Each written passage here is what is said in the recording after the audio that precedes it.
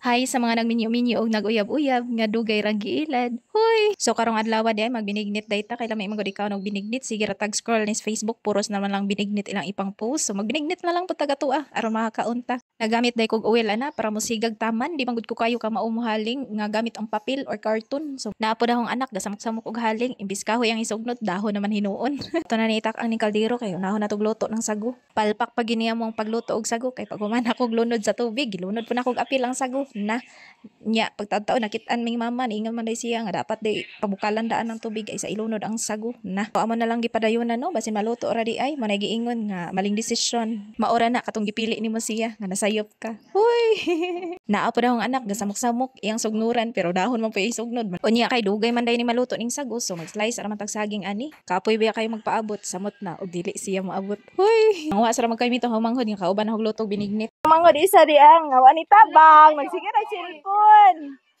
Tiyawag gini ang manghod eh, nakuha nagduha ka kay mito. Usog na gini ba? Lami kay buhok niya tong manghod no, pero kaon is life. Unya kay nasuya man kus nakuha nila nga kay mito. Nanguha na lang pud ko aron makakaon kay medyo gutom naman, dugay man kay naluto tong sagu oy.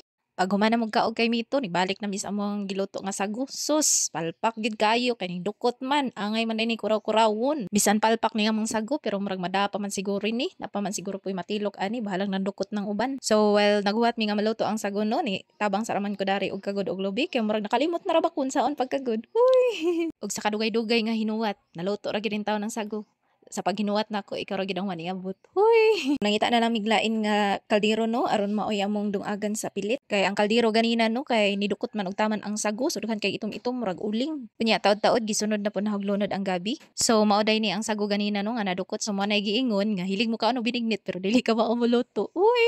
Unya gisunod na po nahuglunod diha ang kamote. Maayo kay tamo kaon na ni og binignit ba pero hasol man day kay nilutuon. Unya ato na pong andamo ning tuno sa lubino kay hapit na ra ba maluto atong binignit kay maora ba ni ang pampalasa mo ni modaog lami sa atong binignit. Huy! Ilunod na po nato ning saging so murag hapit na kita makakaon na ning atong lamian nga binignit. Huy! Next na itong ilunod kay ang tuno sa lubi. Yes, finally, maghapit na dyan ta makakaon dani ba? Unya, ilunod na po nato ning napalpak na mga sago no ganina. Imbis color-color na nanay green, red, or sa parihan. Himo na ng brown kay napagod. So finally, ato na dyan timplahan natong binignit no. Aron mo tamis, may pa mong binignit. Tamis ang imong gugma, diha niya. Baw, tamis pa ba? Huy!